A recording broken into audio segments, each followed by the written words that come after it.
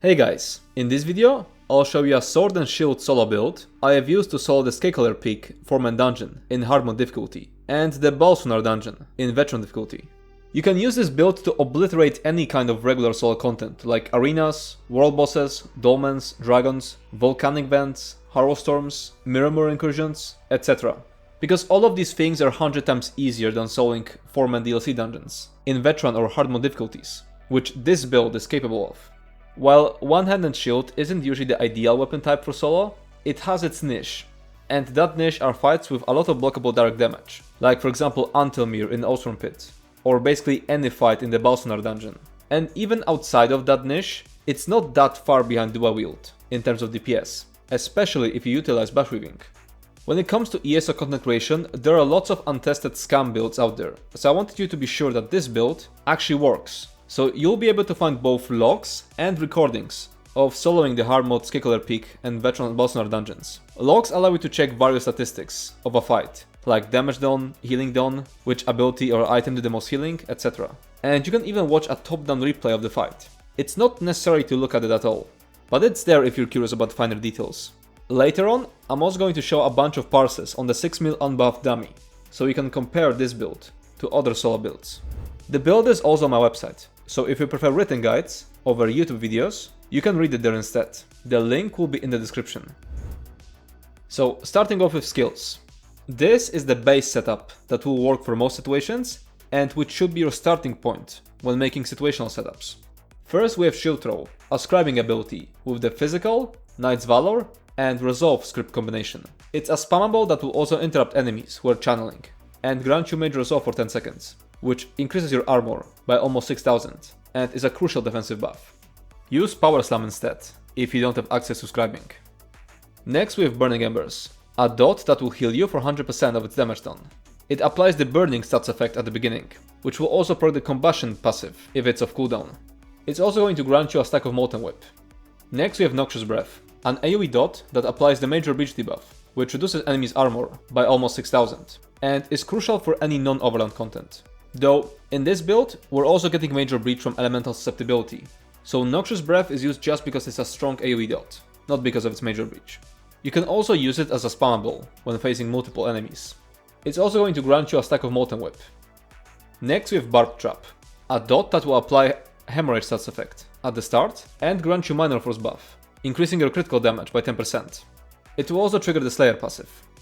Next we have Flames of Oblivion, an ability that deals a lot of damage per cast, and passively grants you Major Savagery buff, which increases your crit chance by 12%. Though it's less important, because you already have that buff from your potion. It will also empower your Molten Whip. Next we have Flawless Dawnbreaker, an ultimate that we won't be using, unless the fight is about to end and it's clear you won't be able to get another Standard of Might. Flawless Dawnbreaker is there just to proc the Slayer passive, which increases your weapon and spell damage by 3%. Next we have Soul Burst, with the Bleed, Lingering Torment, and Courage combination on it. It's an AoE dot that will grant you minor Courage buff, increasing your weapon and spell damage by 215. Use Volatile Armor instead, if you don't have access to scribing. Next we have Eruption, a ground dot that also deals direct damage at the beginning, up to once every 10 seconds. It's crucial for proccing the Mountain's Blessing passive, which will grant you the unique Minor Brutality buff, increasing your weapon damage by 10%. Next we have Elemental Susceptibility, an extremely loaded ability that does a multitude of things. First of all, it's completely free to cast, so it helps us sustain. Second, it applies Major Breach, which reduces enemies' armor by 5948, which is a massive damage increase. And third, it applies Burning, Chilled, and Concussed stats effects at the beginning and then every 7.5 seconds. The Burning stats effect will also proc the Combustion passive if it's off cooldown. All of these stats effects deal decent damage, but Concussed will also apply Minor Vulnerability for 4 seconds, increasing enemies' damage taken by 5%. Chilled will also apply Minor Maim for 4 seconds, reducing enemies' damage done by 5%, and it will also apply Minor Brittle for 4 seconds, if you were on your Ice Staff bar, while the Chilled effect procced, which is always going to happen at the beginning, when you cast Elemental Susceptibility. Minor Brittle increases critical damage taken by 10%. The Chilled proc will also synergize with our next ability. Elemental Blockade will constantly apply our Backbar enchant, in this case, the weapon damage enchantment. It will also constantly apply Minor Breach to enemies who are chilled, and they will be chilled thanks to Elemental Susceptibility. Next we have Molten Whip, an ability that will cause our other Ardent Flame abilities to grant us 100 weapon and spell damage, and empower next Molten Whip by 20%, stacking up to 3 times, and lasting 15 seconds. Use it when it's at 3 stacks. Using up the stacks doesn't remove the weapon and spell damage buff. And lastly we have Standard of Might, an extremely powerful ultimate that deals damage over time, increases all of your damage done, and decreases all of your damage taken. It will also grant you a stack of Molten Whip. So that was the base setup, but now I'm gonna show you a bunch of situational skills, which you can use to tailor this base setup to specific fights. Molten Whip and Soul Burst are the first skills that have to go when you need to slot something situational, unless the situational skill specifically says that it's replacing something else. First we have Resolving Vigor. Use it for more difficult fights where the pressure is constant and thus you need the minor resolve. It can also be used as your main source of healing before you obtain the Ring of the Pale Order mythic, or in fights with invulnerability phases where you can't heal with Pale Order. Next we have Silver Leash, a chain ability that you can slot in trash packs to stack enemies and get through them faster. Next we have Oathsworn Contingency with the Flame, Gladiator's Tenacity and Force combination on it. It's a replacement for Barb Trap in fights where you need more damage mitigation. It's a delayed AoE damage that also grants you 8% damage reduction for 8 seconds, and Minor Force for 22 seconds, which increases your critical damage by 10%. You should recast it every 8 seconds when under pressure, and every 22 seconds otherwise. Having it slotted on your front bar will also trigger the Magicka Controller passive, which will slightly improve your Magicka sustain. Next we have Temporal Guard. Use it for more difficult fights, where you need more damage mitigation. It's an ultimate we can front bar for the passive Minor Protection, which decreases your damage taken by 5%. It will also trigger the Concentrated Barrier passive. Next we have Revealing Flare. Use it for more difficult fights, where you, once again, need more damage mitigation. It's a skill that passively grants major protection, reducing your damage taken by 10%. It will also trigger the Magicka Aid passive, which increases your Magicka recovery by 10%. Next we have Venomous Claw, other morph of Burning Embers, which deals more damage but doesn't heal you. You can use it when you want to trade survivability for more damage.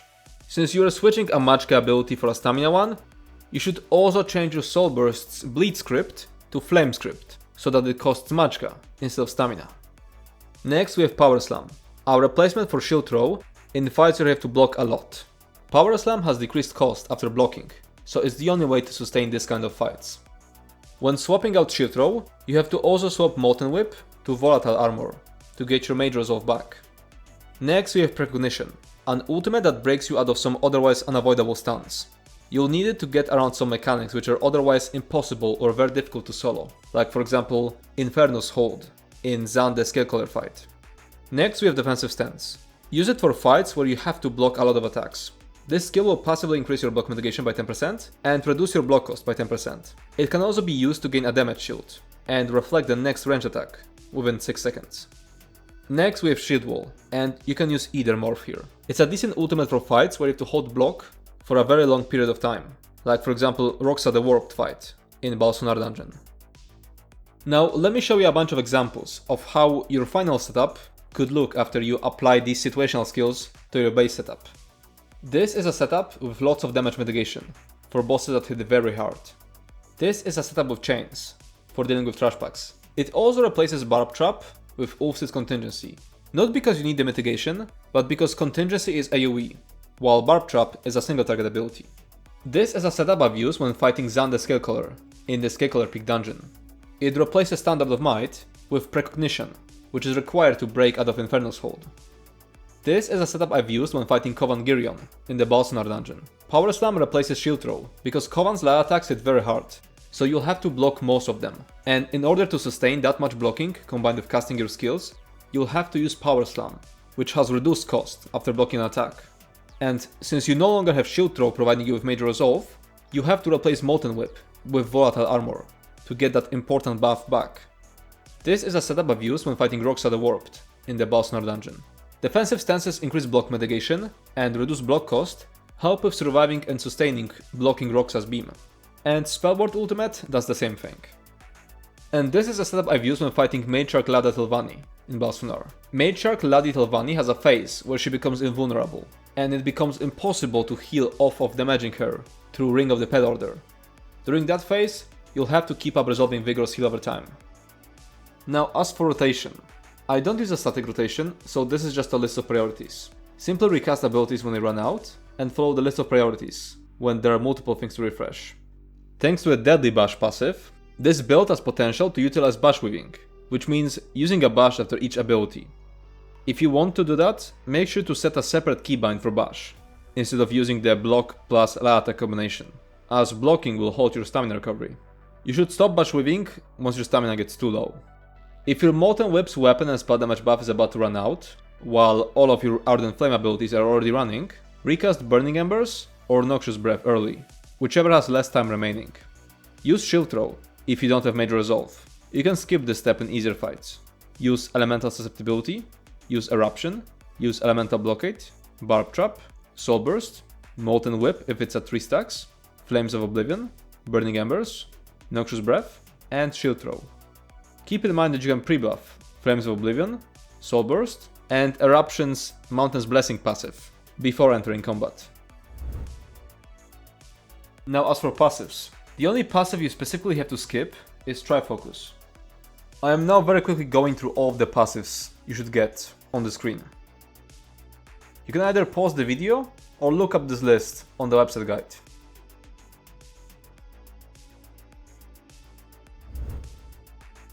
Now moving on to gear. Here's an example of a beginner setup made with just crafted sets. So Order's Wrath, Threads of War, and 2-piece Assassin's Guile. The setup in the table uses only crafted gear, but if you already own parts of the regular setup, which I'll talk about in a moment, like Ring of the Pale Order, you can start using them immediately. If you want to solo some difficult content without Ring of the Pale Order, you will have to add Resolving Vigor to your skill setup.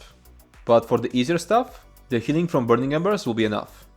The weight distribution of the setup from the table is 1 heavy, 5 medium, and 1 light, so that you can start leveling up all your armor skill lines.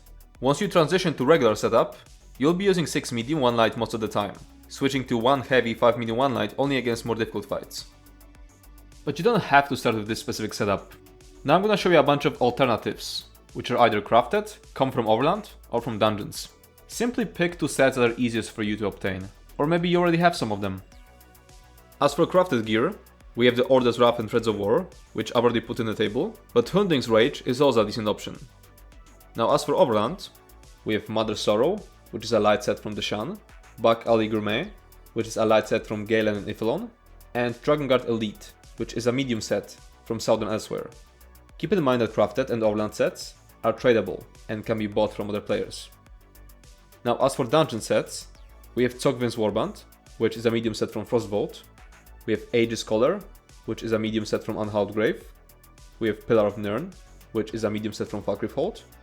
We have Essence Thief, which is a medium set from Wildgoat Tower. And we have Leviathan, which is a medium set from Crypt of Heart 1 and 2.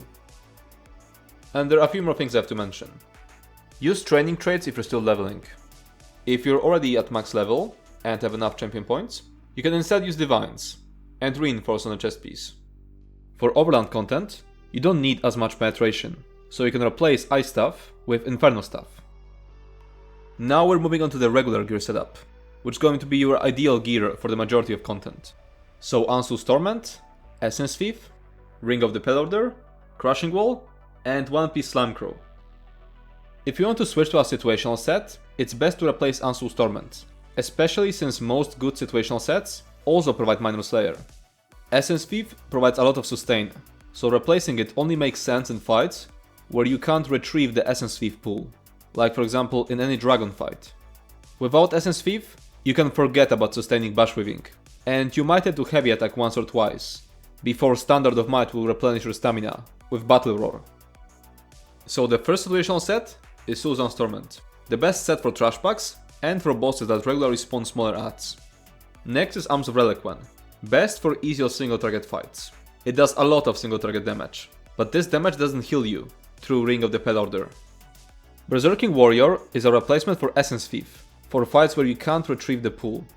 It's a heavy set, so your weight distribution will change from 6 medium 1 light to 1 heavy, 5 medium 1 light. The 1 body armor piece should ideally be on the chest gear slot, as it provides the most armor. You can also use the Reinforce trait instead of Divines on that chest piece, if you want more survivability. And once again, for Overland content, you don't need as much penetration, so you can replace Ice Staff with Inferno Staff. And this is the gear setup for extremely difficult content. Olorim provides 430 weapon and spell damage, which is a lot, and it will provide us with the minor Aegis buff, reducing our damage taken by 5%. You can change some, or all of the stamina enchants to health ones, for extremely hard hitting bosses. Moving on to champion points. In the blue tree, you'll want to use Master at Arms, Deadly Aim, Fighting Finesse, and Wrathful Strikes. When soloing extremely difficult dungeons, you should replace Wrathful Strikes and Fighting Finesse with 2 of the 4 mitigation slotables that match the fight's damage type, so Ironclad, Duelist Rebuff, Unassailable, and Enduring Resolve. Huge majority of the times is going to be Ironclad and Duelist's Rebuff. In the red tree, you'll want to use Mundus Vitality, Sustained by Suffering, Rejuvenation, and Fortified. In fights with lots of adds, Siphoning spells and Bloody Renewal can be stronger than Rejuvenation and Sustained by Suffering. Make sure to use Bracing Anchor in fights where you have to block a lot of attacks, and where you don't have to move that much. And remember to use Celerity in fights where you have to move a lot. Moving on to race. When it comes to solo PvE, you need both damage and survivability, so pretty much all races have useful ratios. The best race for dealing damage is Khajiit. While the critical damage from Feline Ambush can sometimes be wasted, due to critical damage being capped at 125%, it will never happen in solo content, because there will be no tanks or healers, providing you with the major force buff. The best race for survivability, and what I am using, is Nord. The Ragged Racial will provide around 6% damage mitigation. Moving on to Mundus. For overland content, you should use the Thief Mundus, which increases your critical chance. For instance content, you should use the Lover Mundus, which increases your penetration. For extremely difficult dungeons, you should consider switching to the Lady Mundus, which increases your armor. Now attributes. For most content, you should put all 64 points into stamina. For difficult content, you should devote as many attribute points as necessary to health. For some content you'll be able to get away with 32 health, 32 stamina. For the extremely difficult stuff, you'll need 64 health. Now moving on to food. You should use the Orzorga Smoked Baranch food, which provides max health, stamina recovery, and magical recovery. You will need it to sustain. Jewels of Misrule is a cheaper alternative, which provides similar stats. Moving on to potions. Use the weapon power potions. They will greatly improve your sustain and provide major brutality and major savagery, which are crucial. You can craft them by combining Blessed Thistle, Dragon Thorn, and Wormwood. Moving on to Parse. The regular setup, Parse has 46.7k on the 6 mil unbuffed dummy. I also did the Parse using Venomous Claw instead of Burning Embers, and I got 47.6k with that. I also tried one of the situational sets, Reliquien instead of Ansul, and got 50k with that. Now here's the recording of the Parse with regular setup.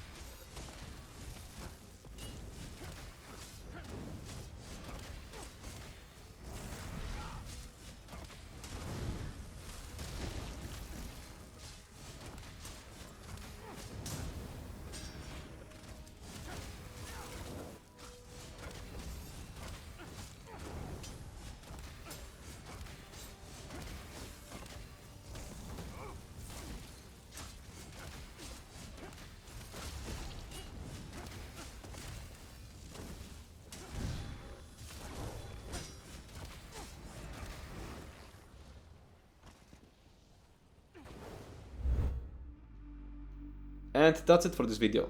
If you have any more questions, you can comment down below or join our Discord server Wildheart. As always, feedback will be appreciated. If you enjoyed this video, make sure to subscribe to my channel and check out my Twitch. Thanks for watching and see you next time.